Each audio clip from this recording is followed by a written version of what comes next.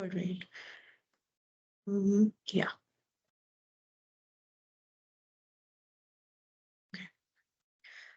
So meanwhile, uh,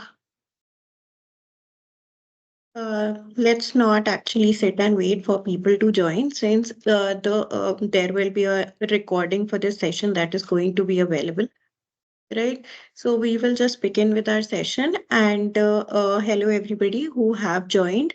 This is Arveen Kaur. I am one of the TAs for your course, Cell Biology, which is being taught by Professor Shikhala Loria. I hope your course is going well. You are going through the lecture videos in a timely manner, and based on that, you are trying to solve the assessments. So we'll talk about all that, but let me share my screen.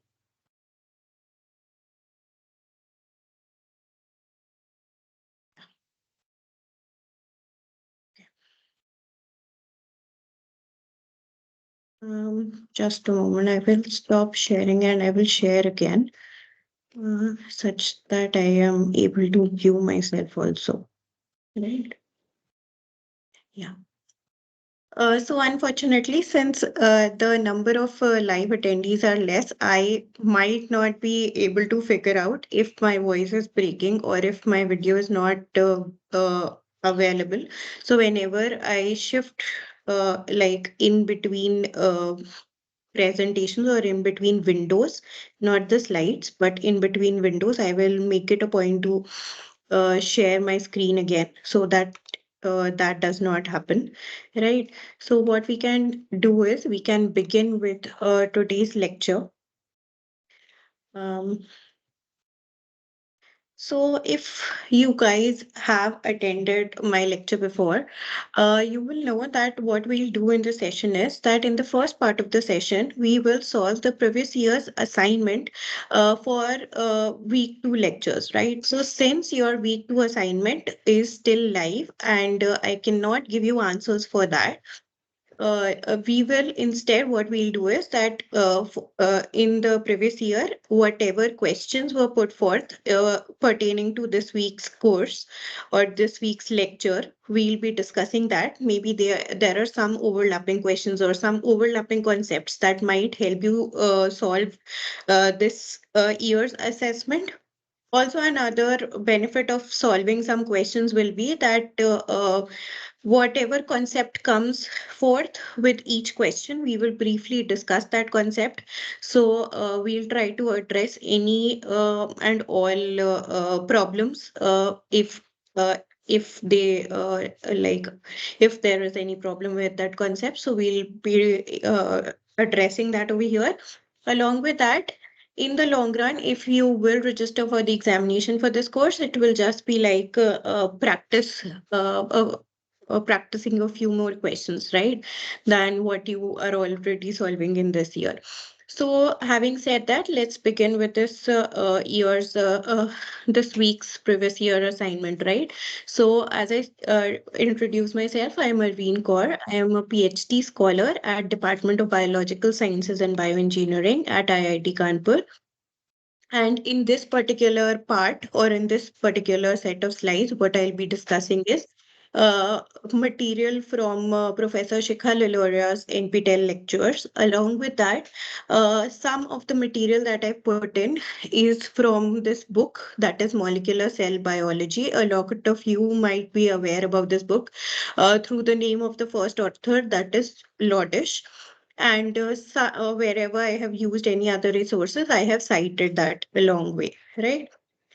So beginning with the lecture, the first question that we are going to solve today is pick the correct statement about MPF. So I hope everybody knows what MPF is. We are nonetheless going to discuss it when we bring forth the answer. So, which one is correct regarding MPF? Is the activity of MPF transient, or MPF consists of two subunits, or MPF induces an immature oocyte to become an egg, or all of the above?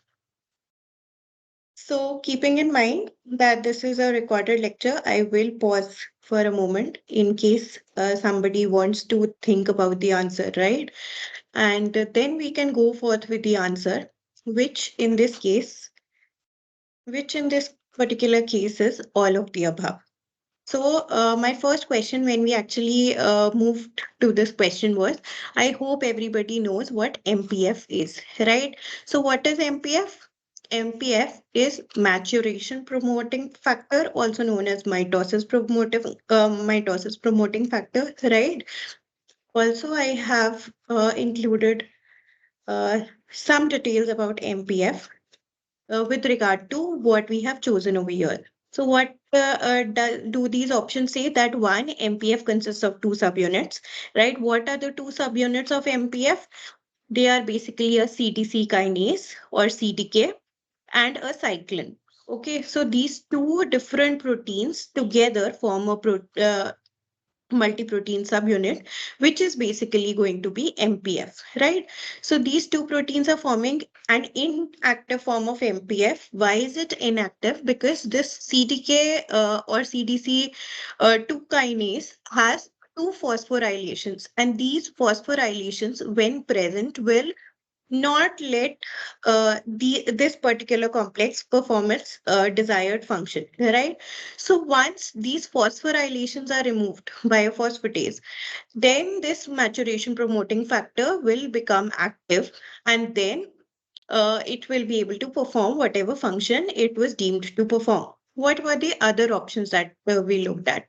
That one, MPF is transient, its activity is transient, means it comes and it goes, right? It is not staying in the cell as it is. It will come for a while, it will go away, then again it will come, it will go away. And the final one was that it induces an immature oocyte to become an egg. So in our second illustration, which incidentally I have picked up from one of the uh, verb proceedings, which was known as getting in and out of mitosis. And this was published by one of the Nobel laureates, Tim Hunt. And in this representation, we can see that throughout the cell cycle, there are multiple phases. One is, if we broadly speaking, they are interphase or the resting phase, and mitosis or the division phase, right? So, during these broad phases, the MPF is active during the mitotic phase, but it is not present during the interphase, right? So, it is transiently present. It's like in between, it is not at all present. It's not like its active presence is going down. It is vanishing, right? It is being destroyed in this particular interphase period. So, that explains point number one. Also, there was this illustration that I have picked from a paper by Kishimoto. In this, what the authors have done was that they have performed an experiment wherein they took one donor oocyte. This donor oocyte uh, had an immature oocyte, and through its intrinsic hormones or hormonal activity, it became mature, right? Once it became mature, some of the material from this oocyte was taken and it was transferred into a recipient immature oocyte. And it was seen, and in this recipient immature oocyte, there was no intrinsic maturation hormone, right? So the maturation promoting factor was coming from this earlier donor mature oocyte and not from the intrinsic system. And it was seen that as soon as this system could transfer maturation promoting factor into a recipient immature oocyte, it changed into a or turned into a mature oocyte, right? So it can induce the maturation of oocyte. That is what we understand from this particular experiment. Okay. So moving to question number two. In a CDC25 mutant, CDC2 will remain activated, remain inactivated, get degraded, or none of the above. So for this, we need to understand what CDC25 might be. We know that it is a cell division cycle protein. That is what CDC stands for. But whether it is a CDK, a cyclin, or some third kind of protein, that is what we need to know, right? So in this case, what will happen is that if there is a CDC25 mutant, what does that mean? That CDC25, if it is normally present in a mutant form, it will not be present or it will not be functional, right? So if there is a CDC25 mutant, in that case, CDC2 will remain inactivated. Why will that occur? Because CDC25, what is it? It is a dual specificity phosphatase, right? What does a phosphatase do? A phosphatase will help in removal of phosphate group, right? And if you have gone through cell biology or molecular biology, you will know that some proteins, the addition of phosphate is required for it to become active, while in other kinds of proteins, the detachment of pre-existing phosphate is required for it to become active, right? So over here, since CDC25 is a dual specificity phosphatase, what does it do? It will remove phosphate, right? And this particular variant was first isolated from East Schizosaccharomyces pombe, which is a fusion yeast that was talked about in this week's lectures, right? And it was isolated as a cell cycle defective mutant. So what will CDC25 do? As we know, it is a phosphatase. So what is it supposed to do if it is present? It will basically remove a phosphate, right? If it will remove a phosphate, then that can lead to cell cycle progression, right? Or consequently, uh, the other two illustrations in this same image also explain the same thing. If CDC25, whatever variant of CDC25 is present, if it is there, it will cause dephosphorylation, right, or removal of phosphate, which will lead to progression from G1 to S phase in this particular uh, case, and G2 to M phase in this particular case. So we know that CDC25, what does it does? Generally, it removes a phosphate so as to uh, promote cell cycle progression. If it is inactive or if it is not there in case of a mutant, what will happen? That cell cycle progression cannot occur, right? Why will it not occur? Because whatever factor it was, like it was removing a phosphate to activate a certain or particular factor. Over here, it was CDC2, right? So that particular factor will still remain inactivated, right? So thus, we know that this is the correct answer. The same paper also showed a model which basically represented how basically CDC22 could be involved in with the arrest of cell cycle also, wherein it was said that if there is any damage to DNA, then certain pathways that or certain kinases that are ATM and ATR get activated. The activation of these kinases in turn activate another set of kinases, which is check 1 and check 2.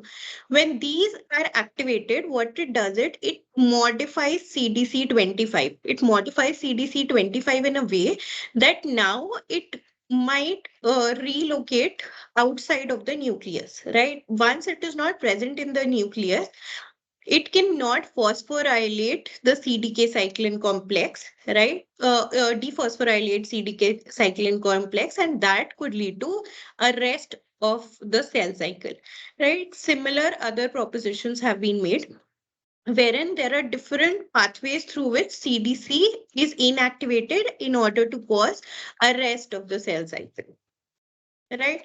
Then this was another snap or snippet that I took out from this book, that is Molecular Cell Biology, that I introduced at the beginning of this lecture.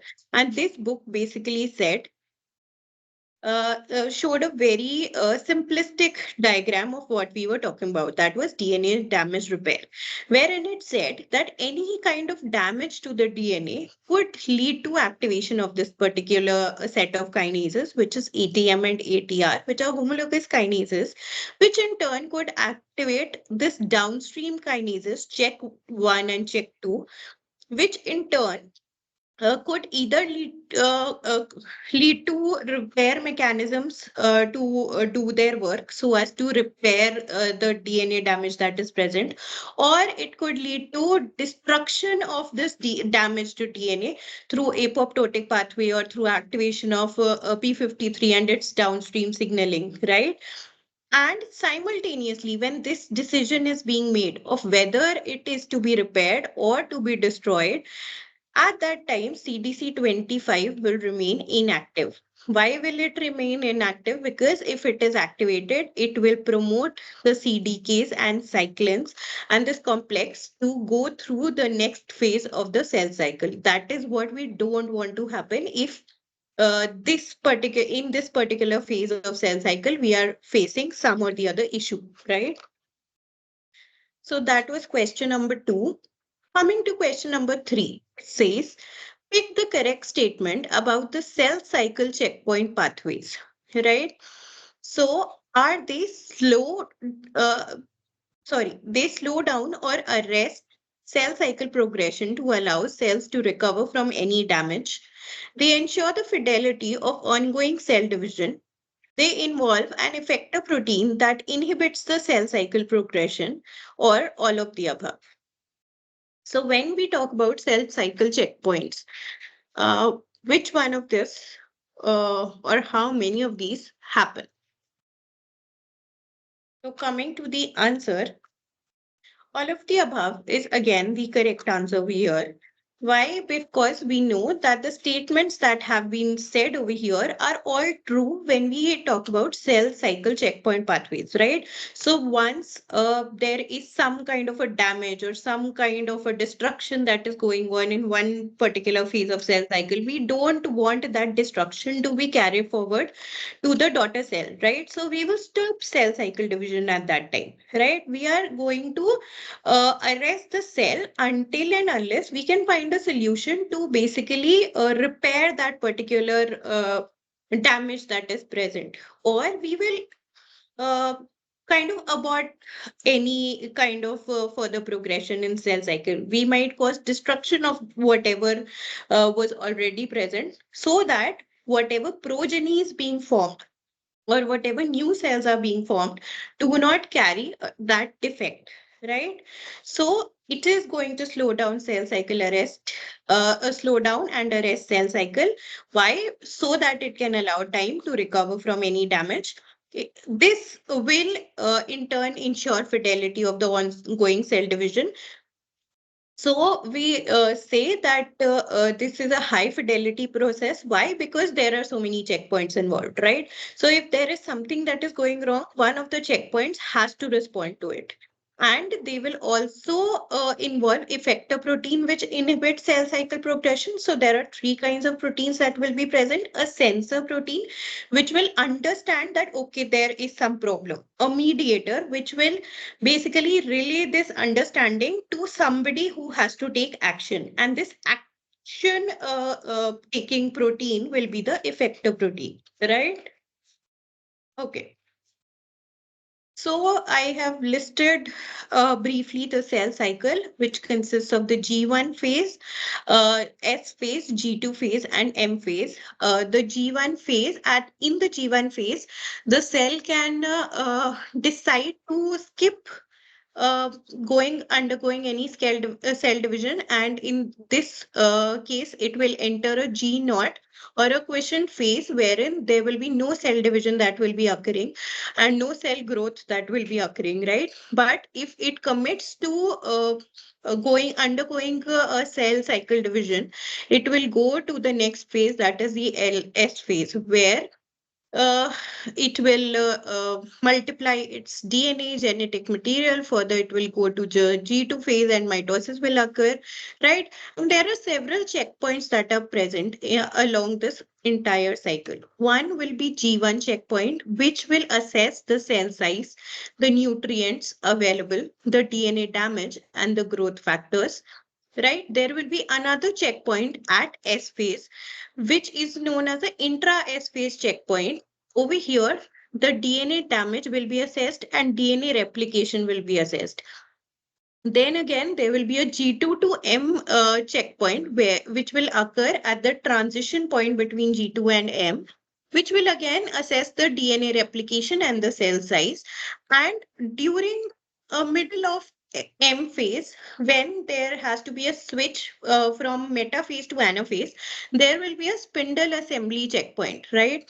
Which will basically check whether the chromosomes have completely attached to the spindle so that they can be pulled apart at different poles of the cell, right? So these are different checkpoints that exist. uh, this is a brief of one of the DNA damage repair checkpoint across different cycles, right? We will briefly talk about it in the other section or other segment of this lecture. So I will lay some stress upon DNA damage repair pathway and checkpoints. But this is kind of what we have already talked about, that if there is any kind of DNA damage, ATM or ATR kinase will be alerted, right? Once it is alerted, it will further alert either check 1 or check 2, which is another form of kinase, or P53, thus leading either to the repair of the damaged DNA or the destruction of the damaged DNA, right? So that is this particular image in brief. Moving to question number 4, which says the non-cycling cells stay in G0 phase, G1 phase, G2 to M phase, or S phase. So when we say that the cell is non-cycling, what do we mean? We basically mean that this particular cell is not going to undergo cell division, right? That is why it is not in the cycle, right? Once it is a non-cycling cell, it will be in the G0 phase, right? Because as you can see through this very, very simple illustration, if it goes through the entire G1 phase, it is kind of committed to go through this entire cycle, right? But at G1 phase or just after mitosis, it can take a decision to not undergo this complete cycle and to exit the cycle such that it will be in a non-cyclic or inactive phase, right? So question number 5 says treatment with hydroxyurea delays the cell in which one of these phases? Is it going to delay the cell in G1 phase or G0 phase or S phase or M phase? So this is one of the chemical ways to arrest cell cycles that have been talked about in this week's lecture. That was hydroxyurea, HU, right? So if you remember, how it delays the cell cycle is through basically inhibiting a particular enzyme. Which enzyme will it inhibit? It is known as RNR or ribonucleotide reductase, right? And once this particular enzyme is inhibited, what will it do? That it will basically cause the unavailability of DNTPs that are present, right? If the DNTPs are not present, then even if the replication forks are formed, there will be no nucleotides that can be added, right? So it will delay the cell cycle in the S phase, wherein the elongation of DNA or replication of DNA is happening, right? So since there is unavailability of DNTP now, it will take longer for the cell to cross this S phase, right? So this is a very simple representation of what we are saying, that once HU is induced into the cell, what will happen is that it will not let the formation of DNTPs to occur. If the DNTPs are not formed, what will happen is that now the successful replication can't take place because there are no nucleotides that can be added, right? So thus the cell cycle will be arrested in the S phase or synthesis phase. Okay, question number 6, which is uracil is similar to thymine except uracil lacks a methyl group at the 5th position. Thiamine lacks a methyl group at the 5th position. Uracil is a purine while thiamine is a pyrimidine base, or thymine is a purine while uracil is a pyrimidine base. So which one of these do you think is the correct answer? Just give me a moment while you think about it.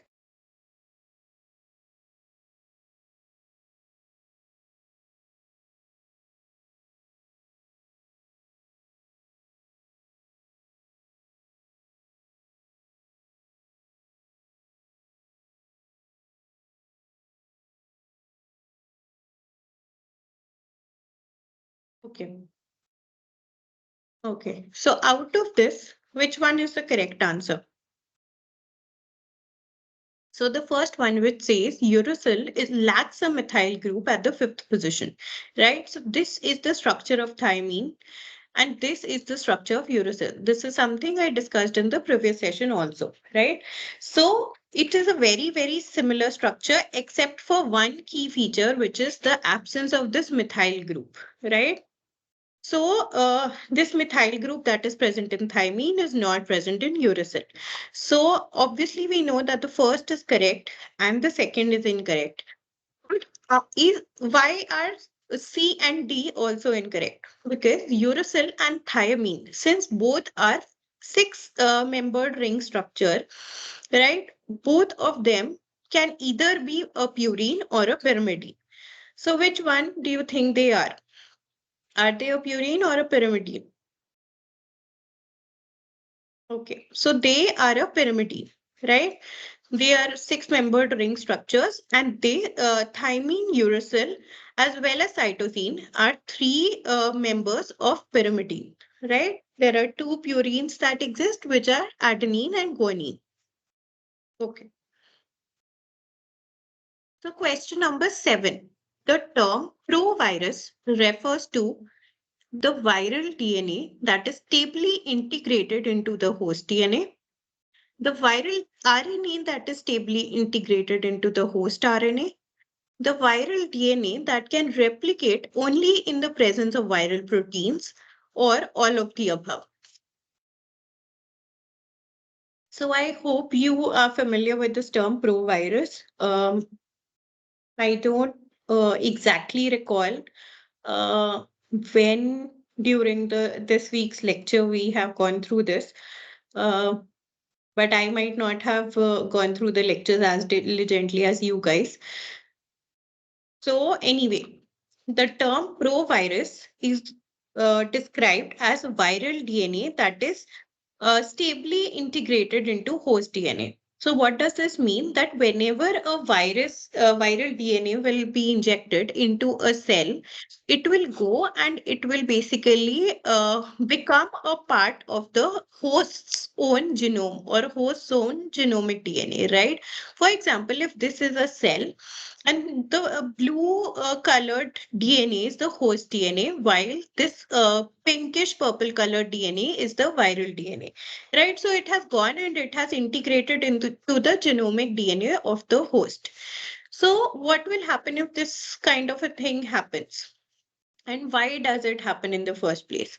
This happens such that now what will occur is that the host's own DNA replication mechanism and transcription mechanism will be used for its own DNA as well as this viral DNA, which will basically lead to eventual translation of proteins or formation of proteins, right?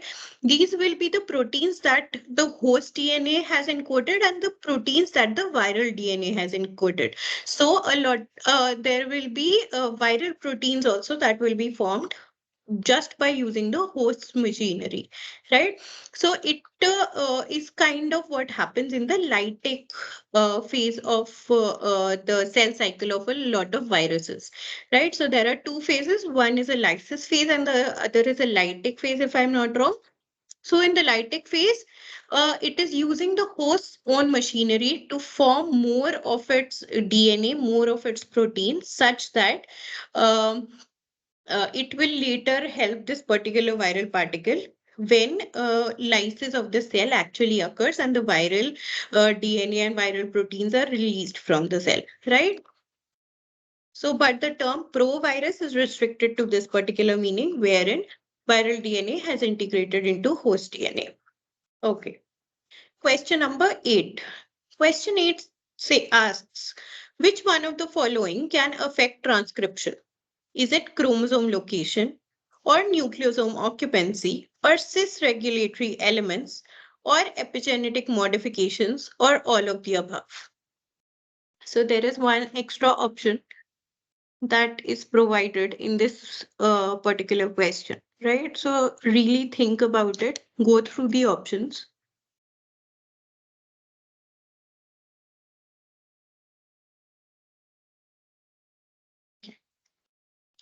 So I hope you had enough time to go through the options. And the answer over here is all of the above. So let us one by one discuss what these options are, right? So what are we saying? That which one of these can affect transcription? First, let us talk about transcription. So what is transcription? Transcription is basically when DNA is transferring the information that is present inside it into RNA, right? So when DNA is being one strand of DNA is being used as a template to make a strand of RNA, which will further go and instruct how a particular protein has to be made. This particular first stage is known as transcription, wherein an RNA is being formed, right? So, during this transcription process, which one of these can affect it? First is chromosome location. So, can chromosome location affect transcription? Yes, indeed it can. So how can this happen is that the chromosome, whether it is like in which form it is present in the nucleus or where exactly in the nucleus it is present and the region that is actually required for initiation of this transcription, whether it is available to its substrates or that the enzymes that will initiate this process uh, uh, is basically going to determine whether transcription will occur or not. So, as you know, chromosome could be a really condensed form of chromatin, right? So, when it is in this really condensed form, sometimes the sites for initiation of transcription might not be available, right? So, unless and until it comes to a favorable location, transcription will not be able to be initiated, right? Then B is nucleosome occupancy. Again, it is the same concept. What is a nucleosome? A nucleosome is basically the complex of histone proteins or histone molecules around which the DNA or the chromatin is wrapped, right? So sometimes the sites that are needed for transcription might be wrapped around a nucleosome, and in that case, the transcription will not be able to be initiated, right? Then we talk about cis-regulatory elements, or more commonly known as CREs. So what are these elements? These are basically portions of non-coding DNA which will basically contain some or the other stations or units or sequences wherein transcription factors will come and bind, right? So the binding of these transcription factors to these elements, which are cis regulatory elements, is really important for them to be able to recruit DNA polymerase and then to further begin transcription, right? So if these elements have some problem with them, it can affect transcription. Then epigenetic modifications include modifications such as methylation, phosphorylation, addition of a lysine, etc. Right? So what they are going to do is they are not going to change anything in the coding sequence of the DNA, but they might alter whether this coding sequence is accessible or not, right? So again, it can affect transcription. So that was question number 8. Coming to question number 9, it says, during the elongation step of protein synthesis, the incoming charged tRNA binds to which site of the ribosome first? So I think it is a very interesting question. And the options are E site, P site, A site, or none of the above. So if you remember, we have briefly talked about it in the first week's lectures and this particular doubt solving session for the first week, right? So we know that there are ribosomes. There are two subunits of ribosomes that assemble together when a protein or a polypeptide has to be formed. These two subunits will entertain a tRNA which comes to it, and it brings along with it one particular amino acid, right? So which particular site will this tRNA first come to? So the answer to this question is A site, right? So all these three sites are present side by side. What are these sites? A site is amino acyl site. P site is the polypeptide polypeptide site, if I'm not wrong. I am not sure about the nomenclature of P site. And the E site is the exit site, right? So what will happen over here? This is a representation of the small 30S subunit and the large 50S subunit of the ribosome. And these three sites that are marked in blue, yellow, and green color between this particular ribosome, right? And what will happen is that the incoming tRNA, just a moment, the incoming tRNA, it will basically come to the A site. Once it comes to the A site, it will further move to the P side, right? Once it moves to the P side, another incoming tRNA can come and sit on the A side.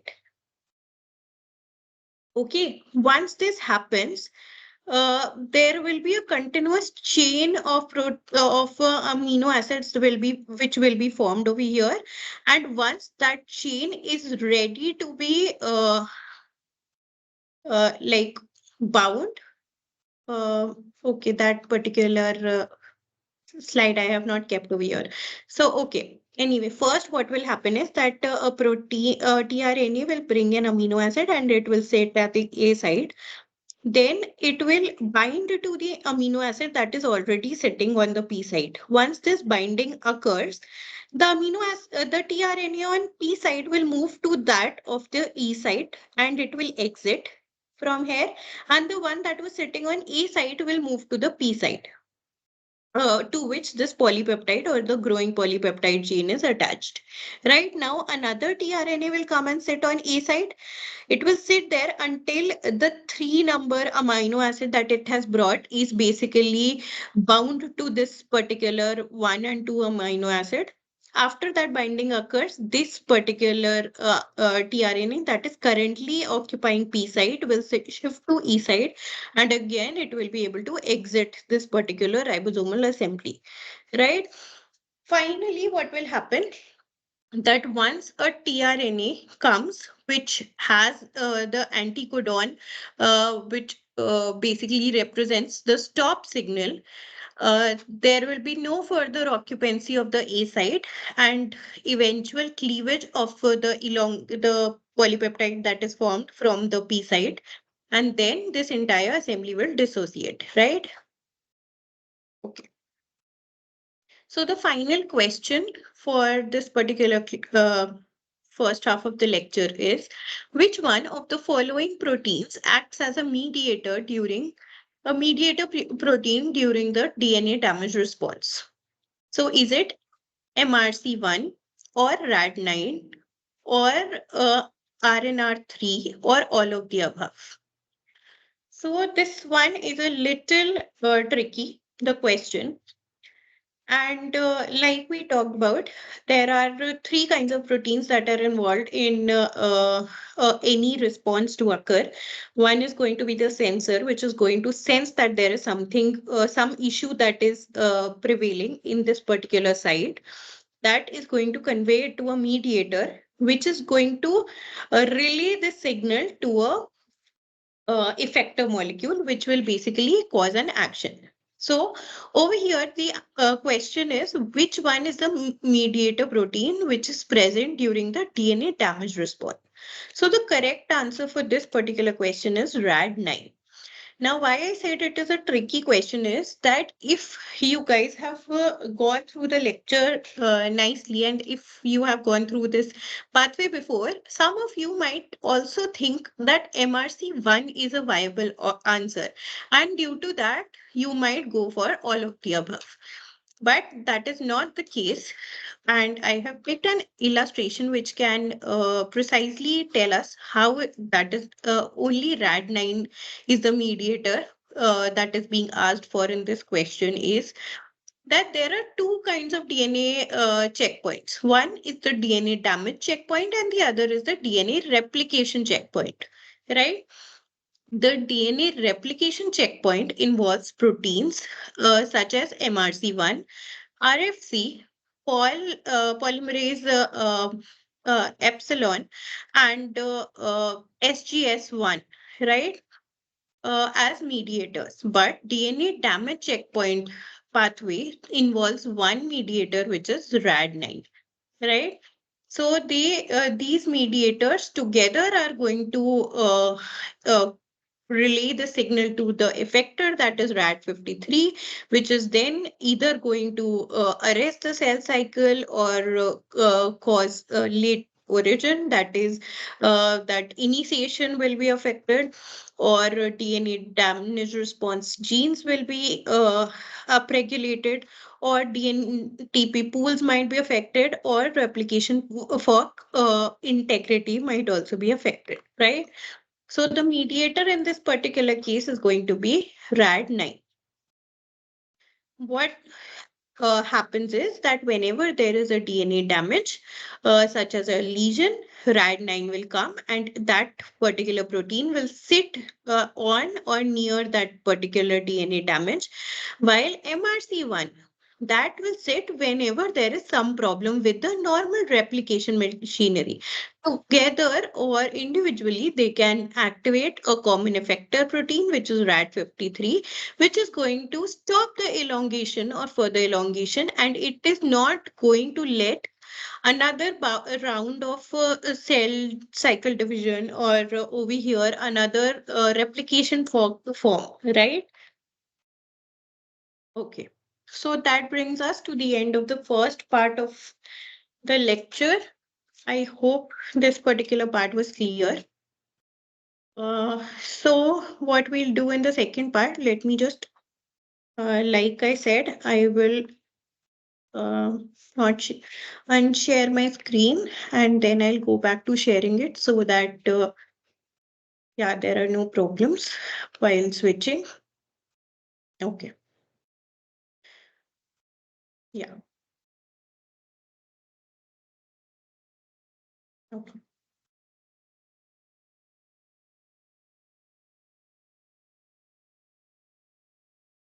okay. So this brings us to our second part of this week's lecture, which is going to deal with some extra questions and concepts. So I have not kept any extra questions for this week, but there are some extra concepts that I was willing to discuss, right? And I went through the discussion forum as well, like I had promised that if there are doubts that come up in the discussion forum, we can discuss them over here. Some of them had been discussed by me in the previous week's lecture. The ones that were new, I found like one of them worth discussing. I will briefly talk about that over here. And one of the doubts raised was that some of the questions in this time's assessment for week 2 were from concepts that were not taught in this particular week. And there were three questions that were uploaded for that particular query. Two of which I must inform you have very direct answers in this week's lectures itself. One of them, again, is a little tricky, but see, these are not your school level courses, right? So there will be some additional or some added difficulty level, right? So it is not like if you are being taught something out of NCRT, every line of NCRT will be used to form a question, right? Sometimes you might have to look a little for the question for the answers to that particular question. But I think it is fair, right? So, anyway, moving forward to this with this segment, the first topic I thought of discussing was mitosis and meiosis, because I don't know how many of you might be up to date on your cell biology, right? Some of you might recently have gone through your courses in your respective colleges as well. But on the same at the same time, we cannot assume that everybody is up to date on their revision for this particular course. So some of the things that were a little skipped during the lectures, I will try to cover that up over here. So the first concept was mitosis and meiosis. So we spoke about mitosis and meiosis in the sense that most of the people are aware about it, and I'm sure you guys are. But let us talk about them briefly again, and after that, we will discuss the differences between mitosis and meiosis. Right? Once I discuss these differences, I will point out some subtle points which are often asked in competitive exams, in interviews, etc. Right? So that is my sole reason of discussing this particular topic. So in mitosis, what happens is that, okay, since I have zoomed my screen in, I will not be able to use a pointer, I think. So I hope you'll be able to follow without that. So in mitosis, what happens is that there is one cell to begin with. This particular cell is a diploid cell, right? So we are saying it is a somatic cell. Any cell which is not a stem cell or germ cell is known as a somatic cell, right? So this somatic cell is diploid, as in case of most of the mammals, for example. And this diploid cell has one copy of paternal homologue and one copy of maternal homologue, right? Now, once it enters into mitosis, it will first go through uh, division of this, but whatever existing genetic material it has, right? That is what happens in the synthesis phase. That particular genetic material will be duplicated and it will be doubled up. Once this duplication happens, what are we left with? We are now left with one cell that is tetraploid. It has a 4N, right? Because the chromosomes over here have replicated. After this, it can begin with its mitotic cycle, wherein towards the end of prophase, what will happen is that this nuclear wall will somehow be a little disintegrated. After it is a little disintegrated, there will be a condensation of this genetic material also that will occur. Once they condense, they will form chromosomes, right? Once this has happened in prophase, what will happen is it will go to another cell cycle phase, which is known as the metaphase. This is the metaphase, right? Wherein mitotic apparatus is labeled. So once it comes into metaphase, what will happen is that these chromosomes that have been formed will have spindle that is attached to it, right? The microtubules, the spindle fibers that are originating at the poles of the cell are coming and attaching to these chromosomes, right? After this attachment is complete, what will happen is that these spindles will pull these chromosomes apart, right? One arm of the chromosome is attached to one side of the spindle, and the other arm is attached to the other side of the spindle, right? So once the attachment is complete, there will be a reduction in this or shrinkage in these spindles such that the different arms of the chromosomes are basically pulled in different directions. After that, what will happen is this is basically known as anaphase, right? Once they are pulled in different directions. After that, from different again poles, the cell will will start to form a cavity such that at the end of the cell cycle division, they basically separate into two different cells, right? Once they are separated into two different cells, the nuclear envelope will form again, the nuclear wall will form again, and the chromosomes that were condensed will again decondensed and form thread like chromatin, right, in which DNA is present. And these will be two daughter cells which are diploid. Each of them are diploid, right? So we started with a somatic cell which was deployed. But after that, there was a doubling of DNA that occurred, which basically led for this particular cell to become 4n in number, tetraploid. And the end result, we received two daughter cells, both of which are diploid. So this was mitosis. On the contrary, what happens in meiosis is that again we have one cell to begin with. This one cell that we are beginning with is a a premeiotic cell, right? This premeiotic cell is also diploid, right? Once this premeiotic cell undergoes DNA replication, like it happened in case of mitosis as well, what will happen? It will basically, the genetic material or DNA will double in number, and now it becomes 4n, right? So it is tetraploid now. After this, what happens is, please give me a moment.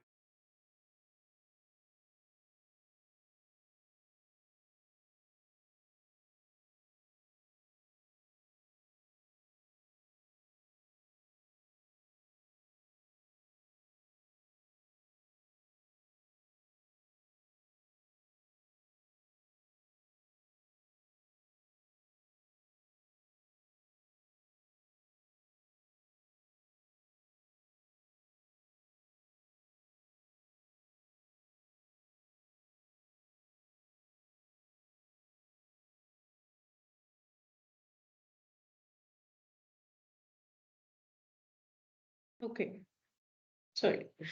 So after this, what will happen is that once this has also become tetraploid, it will enter into the first phase of meiosis, right? So in the first phase of meiosis, what will happen is that uh, there are some peculiar things that will happen over here, right? So over here, now again, the number is doubled, right? First, what will happen is that during the prophase one, which is a very elongate, a little longer than the prophase of mitosis. In prophase one of meiosis one, what will happen is that there will be an interchange or a recombination of genetic material. How will that happen is that the homologous chromosomes, right? So over here, um, just a moment. Okay, I will have to exit this view in order to use that. Yeah. What will happen in case of synapses is that there are two homologous chromosomes that we are talking about, right? This is one chromosome, and these are two sister chromatids of this chromosome, right? Let me make another chromosome.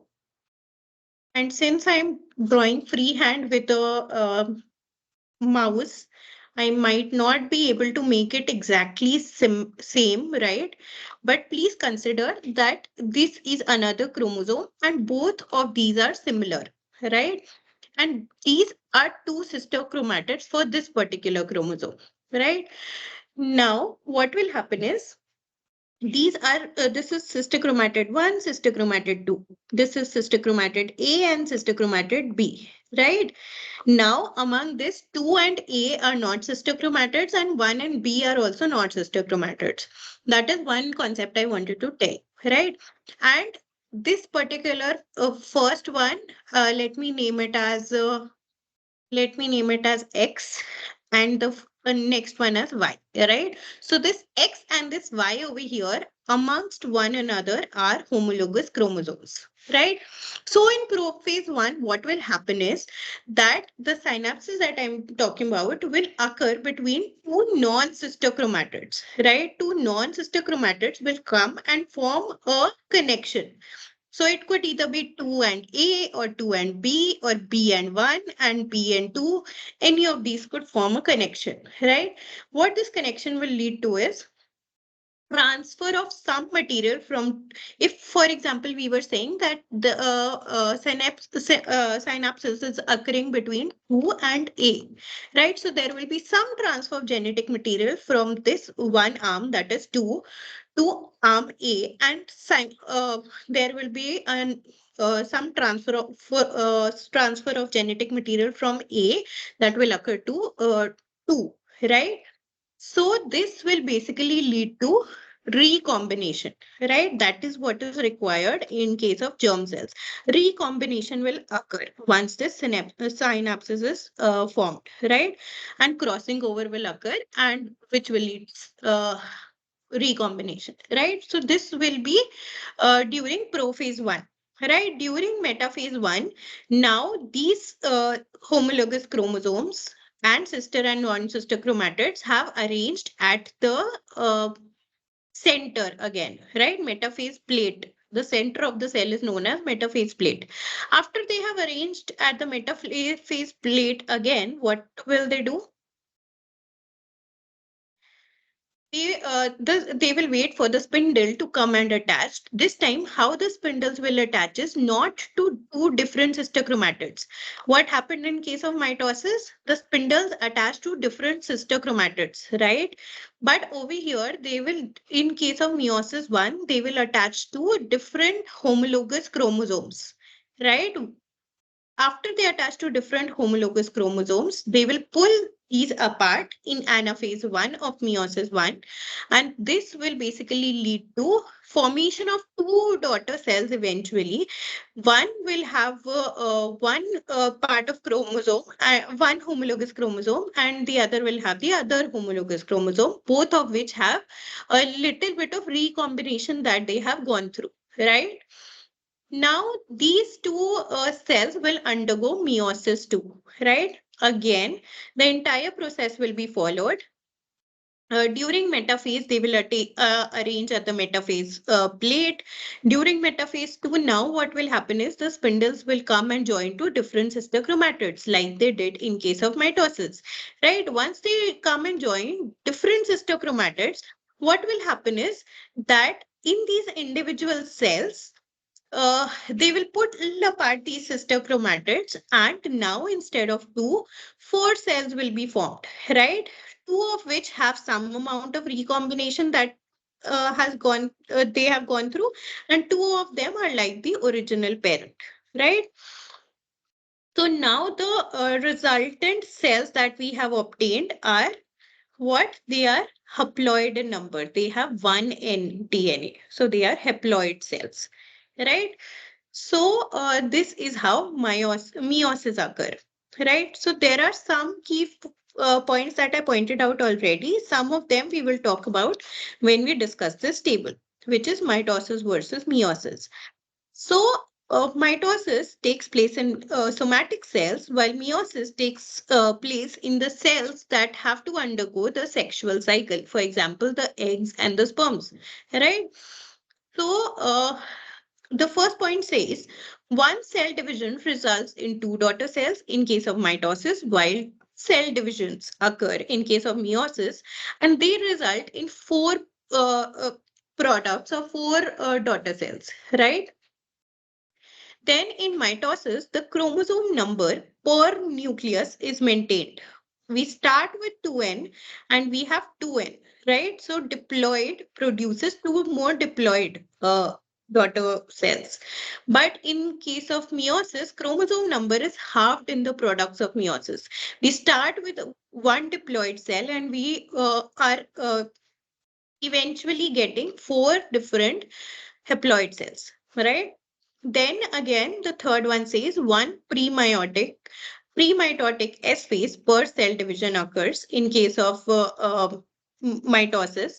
And incidentally, again, one pre-meiotic S phase occurs for both cell divisions in meiosis as well.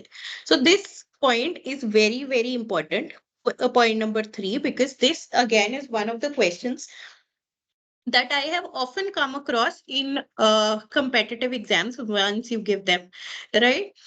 That uh, they usually ask how many um synthesis phase does cell that is going to undergo meiosis goes through, right? So if you don't remember this, that only one synthetic phase occurs, because some people think that two cell divisions occur, right? So if two cell divisions are occurring, then maybe two S1G, G1S, G2 phases are also occurring. But no, that does not happen. Interphase happens just once, right? And then there are two continuous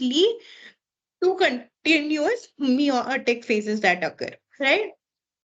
So this is a very, very important point. Point number four says, normally no pairing of homologous chromosomes occur in prophase in case of mitosis, but in meiosis, full synapses of homologous chromosomes is present in prophase 1 of meiosis 1, right? Then normally no recombination occurs in prophase in mitosis. At least one recombination occurs between non-cystic chromatids in meiosis.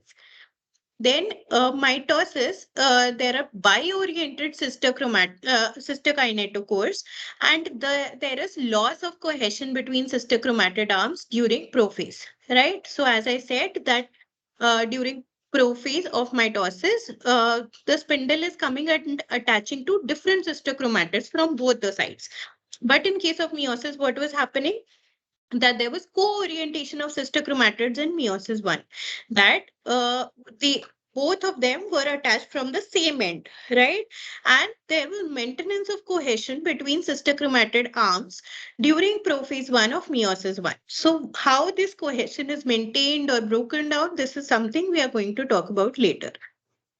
And then centromeres divide as at anaphase in mitosis, while centromeres do not divide at anaphase 1, but do divide at anaphase 2 of meiosis, right? So mitosis is conservative process. Daughter cells genotypes is identical with the parental genotype, and the cell undergoing mitosis can be diploid or haploid. While in meiosis, it promotes variation among the products of meiosis, and cells undergoing meiosis is diploid or multiple thereof, right?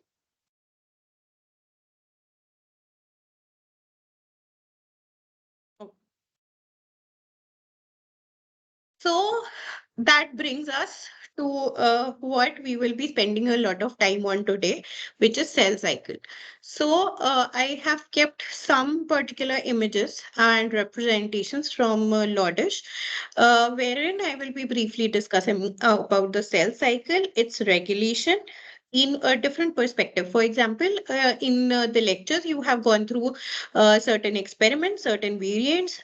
In case of yeast, how basically cell cycle checkpoints were found, etc. Right over here, we will talk in a more mechanistic point of view, right? That how it is occurring and what are the regulators that are there, right? In that perspective, we are going to deal with the cell cycle in today's lecture.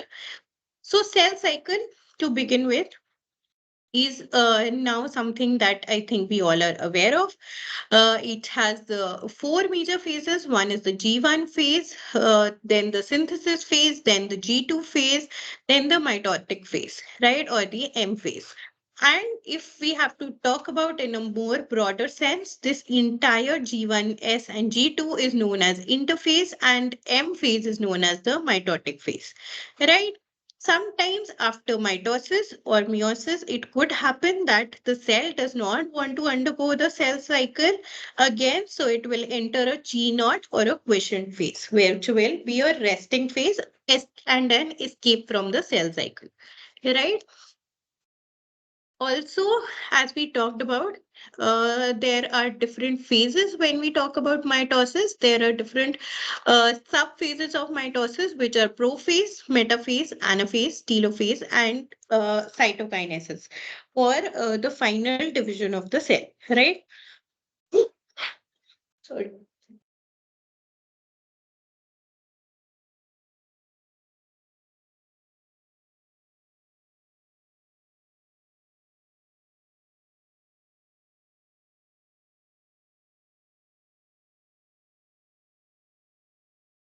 Okay, excuse me, guys. Yeah. So this is some general overview about cell cycle that we all already know, right? When we talk about regulation of cell cycle, how is it regulated, right?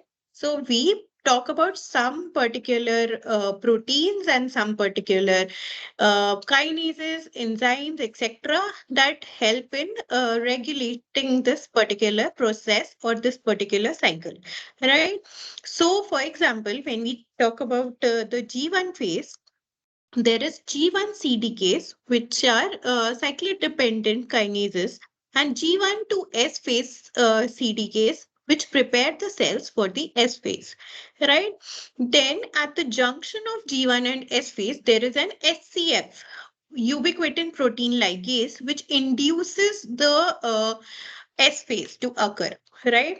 When the S phase, when cells are in their S phase, the CDKs activate DNA replication, right? When after they are replicated and they enter G2 phase, there are other checkpoints at G2 phase, after which mitotic CDKs induce mitosis. And during mitosis, these different mitotic stages occur: the prophase, the metaphase, etc., right?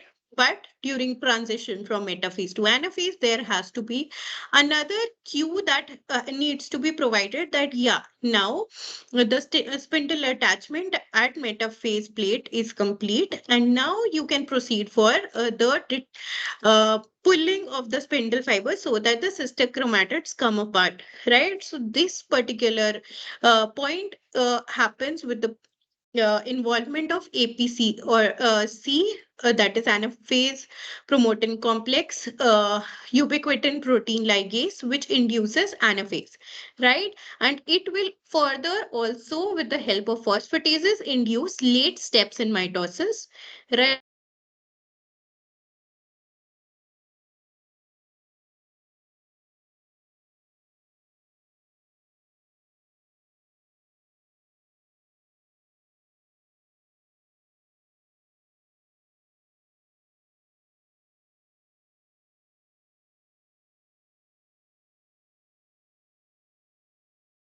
Okay, I think I'm back online. I don't know why that happened. Let me just check my connection. Okay. Okay, I think we are good to go. I'll share my screen again. Let me check if the recording is working. Yeah, it is. Okay. So I will share my screen again.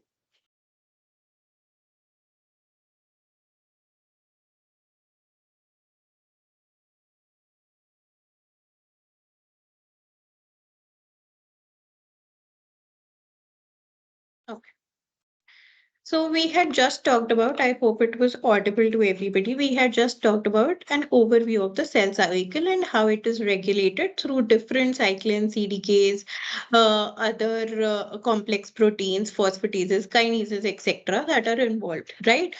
Also, this is another representation of the same phenomena wherein there are different phases G1S, G2, and mitosis, and then again a repeat of the same phases, which occurs due to the continuous activation and deactivation of different kinds of CDKs and cyclins that are present over here, right?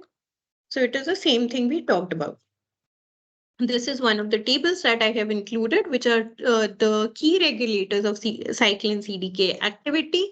And once you get these slides through NPTEL, I'll provide it to NPTEL. Once you get these slides, please go through these particular regulators of the cell cycle of cyclin CDK activity, or else this table, like most of these illustrations that I showed earlier, have been picked from Lodish, and you can download this book and go through it. In chapter 19 of Lodish, right? So there are some regulators which are kinases and phosphatases, such as CAK kinase, which activates CDK. V1 kinase, on the other hand, inhibits CDKs. CDC25 phosphatase activate CDKs. This is one of the phosphatases that we talked about while we were solving some questions, right? So that is the point of this table, that if, say, one of these proteins were given to you and it was listed that if V1 kinase is mutated, right, what will happen? So what we should know the function of that particular protein first, right? So we know that V1 is a kinase which inhibits CDKs. If that particular kinase is mutated, probably even when inhibition is required, cell cycle will go on. So there might be errors in cell cycle which might occur, right? So for that, the knowledge of function of these particular proteins is required. So CDC14 phosphatase activates CDH1 to degrade mitotic cyclins. Then CDC25A phosphatase and 25C phosphatase are different.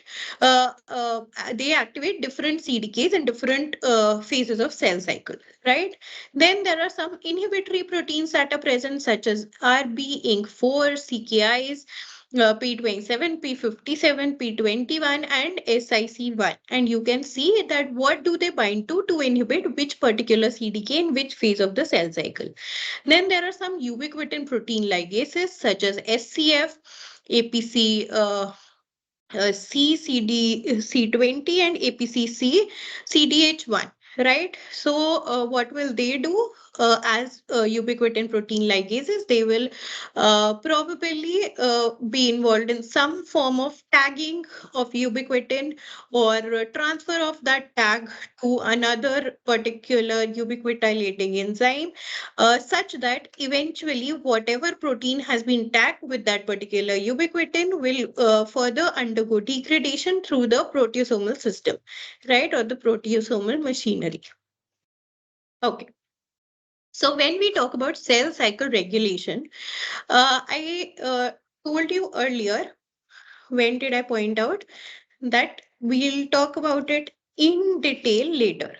What? This particular point, wherein the point number 7, between mitosis and meiosis, wherein they said that there's loss of cohesion between sister chromatid arms during prophase of mitosis, but this cohesion is maintained between sister chromatid arms during prophase of meiosis 1, although it later occurs in prophase of meiosis 2, that prophase 2 of meiosis 2, that this cohesion is broken down.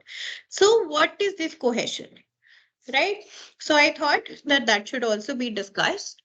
You do not need to get into details of the proteins that we are listing over here. Just understand the concept, okay? So for example, if I say something random like PDS5, or WPL complex, or SCC2, SCC4 complex, or coat protein, they are not really that important, right? So you just have to understand the concept that is being taught over here. right? So for over here, this A illustration or image A is basically representing a cohesion complex, right? What will this cohesion complex do? That we will understand while we go through these phases, right? So this cohesion complex, as you can see, is consisted of multiple proteins, the details of which we do not need to remember. What will happen in this B is that this particular white structure that we are seeing is a chromosome, right? This chromosome has a centromere in the center. During G1 phase, what happens is that these cohesion molecules, they come and they attach to the chromosome, right? After that, this chromosome undergoes the S phase. In S phase, what will happen? There will be doubling of the DNA material. So this chromosome will have two sister chromatids that will be formed, right? By the end of S phase. Over here in S phase is beginning, and you can see the formation of two sister chromatids that is occurring. Once this formation of two sister chromatids occur, you can see that this cohescence that had attached will basically form this loop around both the sister chromatids. At the end of S phase or in G2 phase, you can see how this particular cohesin is present throughout this particular two sister chromatids, and it is binding the two sister chromatids together, right? So there has to be something that is binding these two, right? So cohesins are one of those molecules that are binding these together. Once it enters prophase 1, however, only near the centromere this binding still is left. Throughout the other arms of this sister chromatids, the binding is gone, right? The cohesins are lost. The only cohesins that remain are present along the centromeres, and why they remain is because there is another this protein which is illustrated as this purple colored protein that is coming and binding the cohesins as well as the centromere there, right?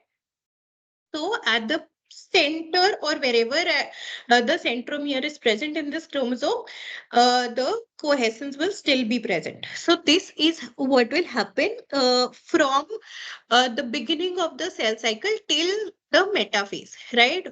In the metaphase, what will happen is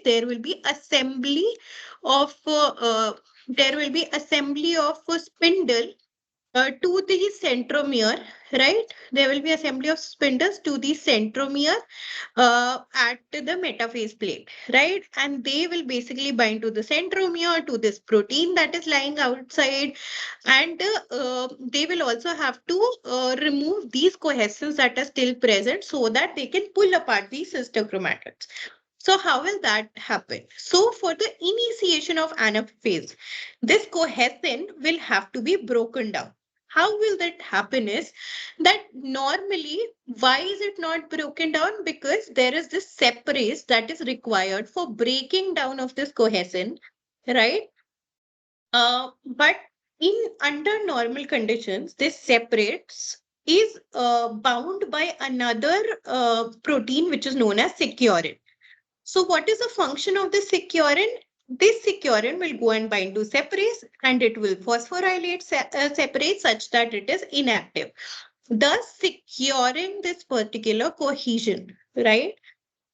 But what will happen or how will this cohesion be broken is that when there is enough signal that anaphase should occur now, right? All the mitotic checkpoint have said that it is okay, right? The spindles have attached properly, their microtubule association was successful, everything is going fine. Now they will say that to APC to begin anaphase.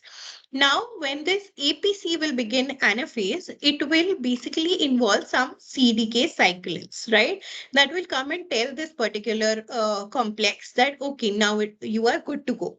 Once this particular complex receives some signal that anaphase should be initiated, it will go and it will become active, right? Once it is active, what will it do? It will tag this securin protein with ubiquitin. Once securin is ubiquitinated, it will go through the proteasomal degradation pathway and it will be degraded. Once this is done, separase will lose this phosphate that was phosphate and securin that were not letting it be active, and now it will do its job of basically cutting open this particular protein cohesin and losing the cohesion that was present between the sister chromatids, right? So I hope it is understandable, like how I'm telling it, without going into the details of the proteins that are involved over here, because I do not find it relevant for this course at least, right? So that is how this particular process occurs. So this, I think, was one of the things that I felt was a little overlooked, and it might be asked if you are studying a cell biology course. This is one mechanism I think you should be aware about, right? Then, if we talk about regulation of cell cycle as an overview, like we talked about, there are multiple proteins and enzymes that are involved in this particular regulation, right? Some of them will act in the G1 in the G1 phase, right, wherein DNA pre-replication complexes will assemble at origins, right? Then for its movement from G1 to S phase, there will be G1 to S phase CDKs that will be present, right? Now G1S phase CDKs will inactivate CDH1, right? Once the CDH1 is inactivated, it will activate expression of S phase cyclin CDKs components, and it will also phosphorylate S phase inhibitor. So once this S phase CDKs are activated, how will they be activated? By phosphorylating this inhibitor, it will be able to move into the S phase, right? Now this in this S phase, the during the transition SCF or SCF proteasome degrades, phosphorylated S phase CDK inhibitor, this inhibitor is degraded, right, through this particular complex, and S phase CDKs are now active, right? They activate pre-replication complexes so that DNA replication can occur over here. After that, CDC25 phosphatase will activate mitotic CDKs, right?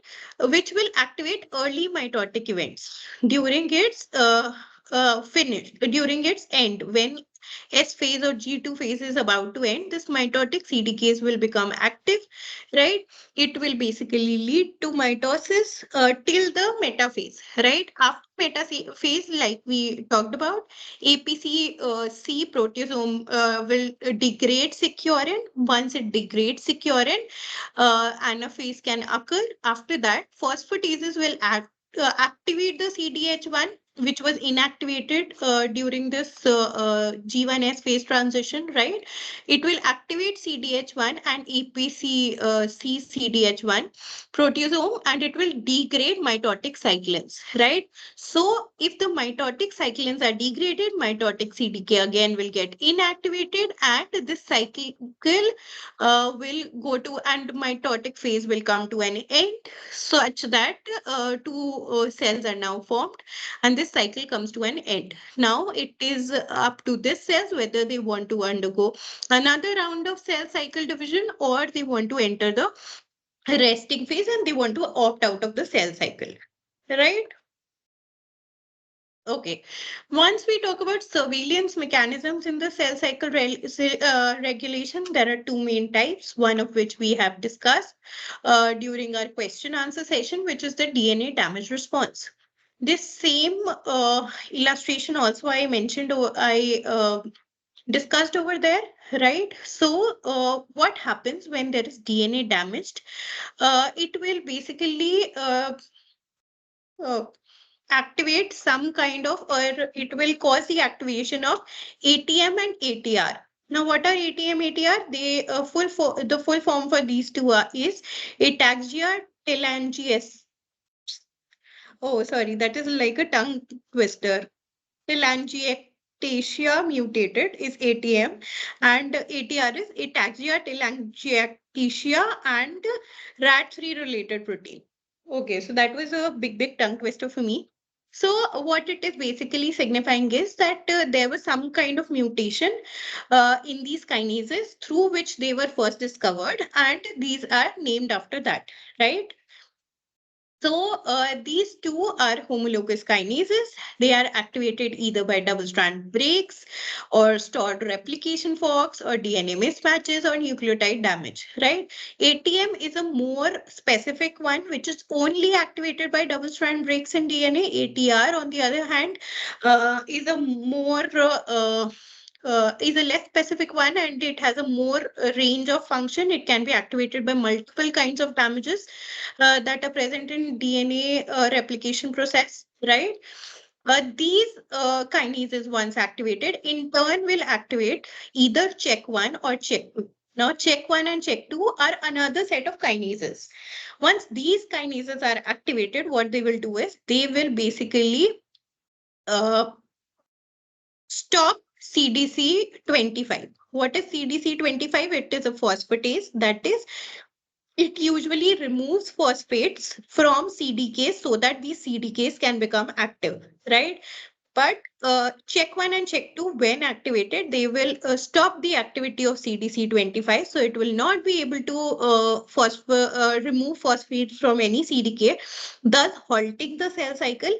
While the cell cycle has been halted, it will either choose to repair the cell cycle if that is possible, or it will take the decision of activating P53, which might further cause apoptosis or other forms of cell death, right? Okay, so that was the first kind of cell cycle regulation that we had already talked about, DNA damage response. The other one is spindle assembly checkpoint, the one that we had just discussed about, right? So we had said that at metaphase, it is important that all the spindles have correctly bound the sister chromatids. There is not even one single binding that has not occurred. And if this has been done completely, then they will give a thumbs up, and then they will say that, okay, APC, now you can do your work and you can allow this cell to move from metaphase to anaphase, right? So what happens in this spindle assembly checkpoint is what we are going to talk about. Like we talked about, there is a kinetochore. What is this kinetochore? It is present on the outside of the centrosome. Okay. What will it do? It will have some proteins that are attached to it, and these proteins in turn will attach to this pink colored microtubules, right? So this pink color is representing microtubules. Now, what will happen is that if there is any of these proteins that is not attached to a microtubule, it will basically alert this KNL1. What is KNL1? It is kinetochore scaffold 1.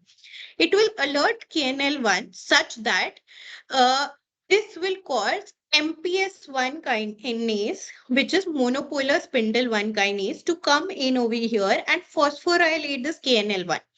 Right now, it will phosphorylate this KNL1 such that this KNL1 can now uh, uh, sit on BUB3, BUB1 kinase, right?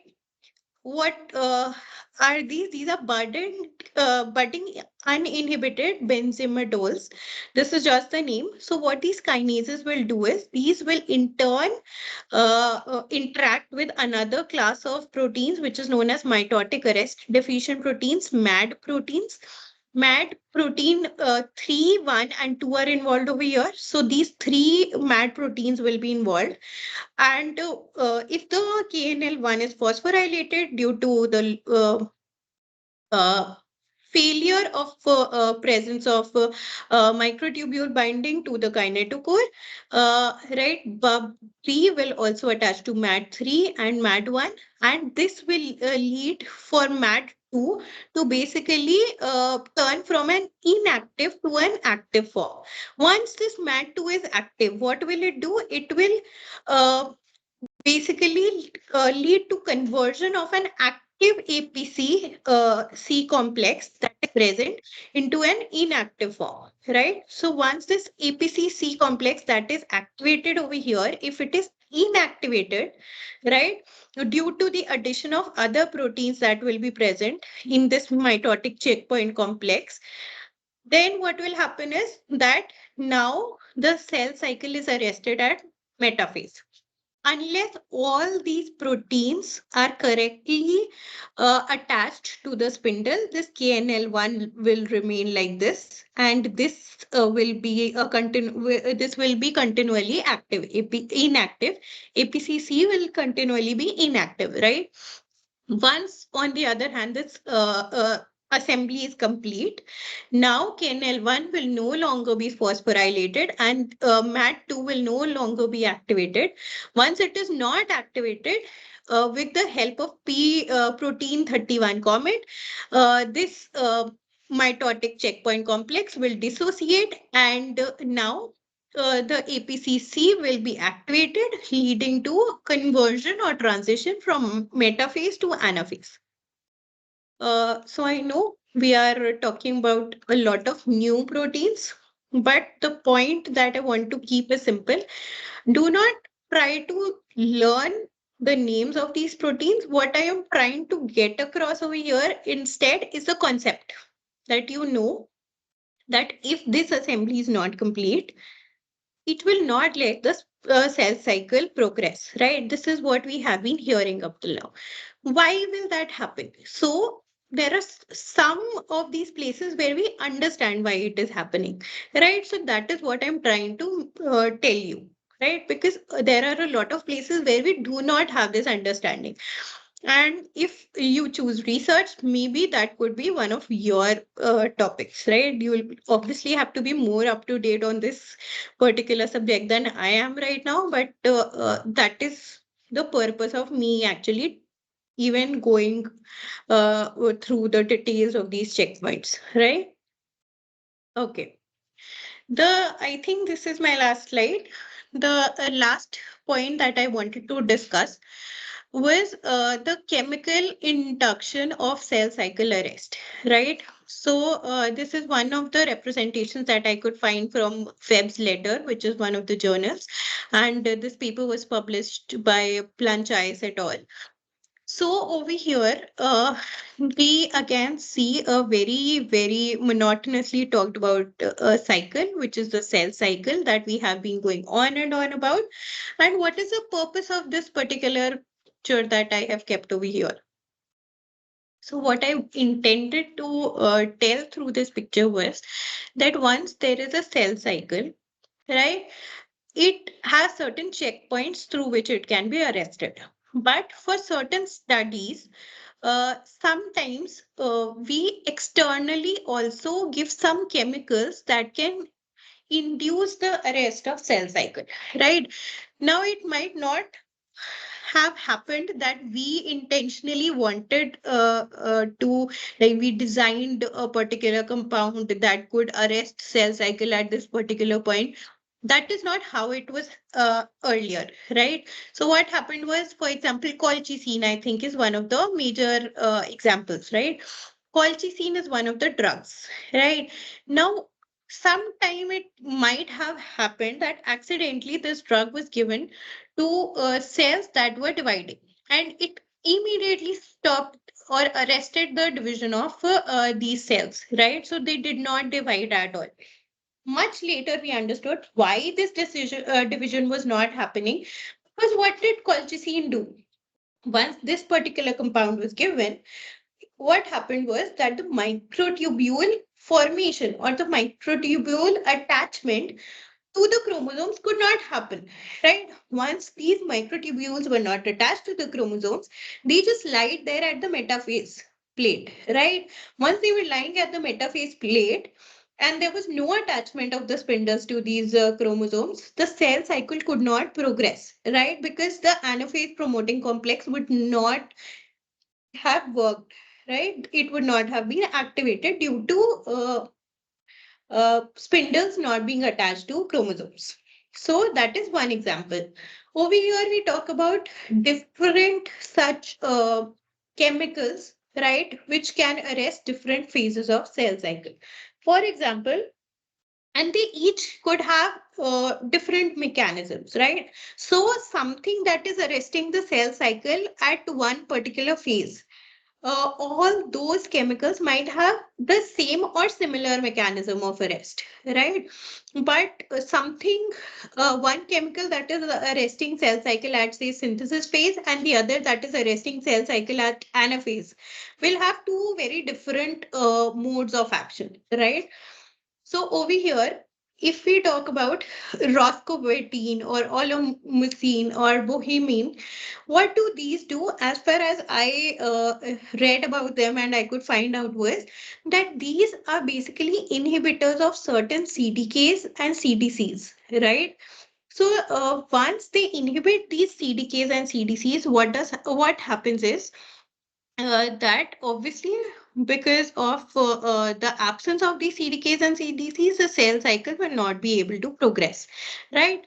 Mymosine, on the other hand, I think this could cause some problem in the replication fork formation, right? That is how it arrested cell cycle, that replication forks could not be formed.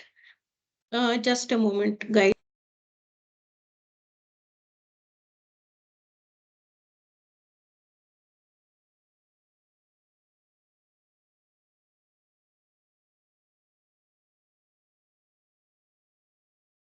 Yeah. So replication forks, I think, could not be formed in case of mimosine.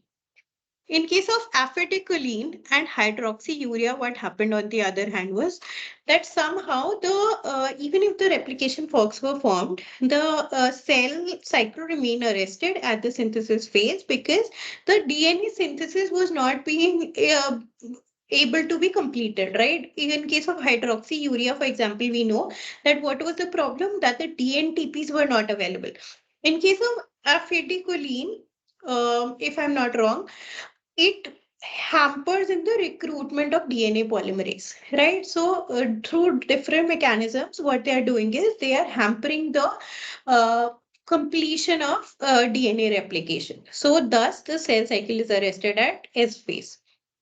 Then again, roscobutyne, olomycin, bohemine is something we have talked about. They inhibit certain CDKs, CDCs, and since there are a lot of CDKs and CDCs that occur multiple times in a cycle, right? Some of them will be occur in a particular phase, but some of them will be common in multiple phases also, right? So thus they can arrest either the transition from G2 to M or transition from G1 to S, right? The same set of chemicals. Then colchicine, propyzamide, orezolin, and APM. All of these cause some or the other hindrance with the formation or the attachment of microtubules, such that the spindles cannot come and attach to the chromosomes, such that the cell cycle is arrested at a particular stage, right? Then we have lactocystine and MG132, which will I don't really remember the mechanism of action of these, but you can go and read that. As far as I can understand, or I can guess, an educated guess would be that somehow they are interfering with the APC being activated, right? Anaphase promoting complex being activated. So that is it. That is what I wanted to say. That once we study these, is like we use certain chemicals to arrest cell cycles at different phases, then manipulate the cell cycle to understand what exactly is happening if this particular CDK is replaced with this particular CDK, etc. Right? So that is how experiments are done. That is how uh, knowledge about these phenomena is gained. And that is it for now. So that is the last slide. I think I have kept one hidden slide. This was one of the questions that was asked in this week's discussion forum. Uh, this was a statement that, oh, sorry, this was the statement that was written, that is hide. Okay, so let me begin from the beginning. The one, the definition that you see on the left is something that we have all seen in our lecture that was given by Dr. Laloria, right? So in this, what is written is that the interaction between H or hydrogen with a partial positive charge that shares a polarized covalent bond with a more electronegative atom, which is a donor, with an atom with partial negative charge, which is an acceptor, that is part of another dipole, is the definition of an hydrogen bond, right? The question that was asked by one of the learners was that is this one, the statement on the right, not a more appropriate definition of hydrogen bond? So there are a couple of changes over here. One is that it is saying that hydrogen bond is an interaction between hydrogen with a partial positive charge that shares a polar covalent bond with a partial negative charge, which is the acceptor, with a more electronegative atom, which is the donor, that is part of another dipole, right? So, to some extent, I am agreeing to the second statement, especially the part wherein I also believe that hydrogen in this case, the electronegative atom in this case, should be the acceptor, and the partial negative charge atom, that is oxygen in case of hydrogen bond in water, could be the donor, right? That is where I agree. But since I was not very sure about it, I had hidden this slide. But okay, you guys can also go and look into this so that we can all make a more informed choice, right? So that was it from my side for this particular lecture. If there are any questions or concerns, I will be more than happy to answer them. If not, we will end the session, and yeah, and we'll meet next week. Okay, so no questions? Okay, guys. Thank you for attending the session. We will meet again next Sunday, 3 to 5. And during that time, you will have the deadline for your second week's assessment. All the best for that. And next week, we'll discuss assessment for previous year's assignment for week 3, along with the whatever is discussed in week 3 lectures. We will try to elaborate upon the concepts that we have already gathered, the knowledge that we have already gathered from Professor Laloria's lectures, right? So that is it from my guys. My side. I will stop the recording and then I'll end the session. Okay.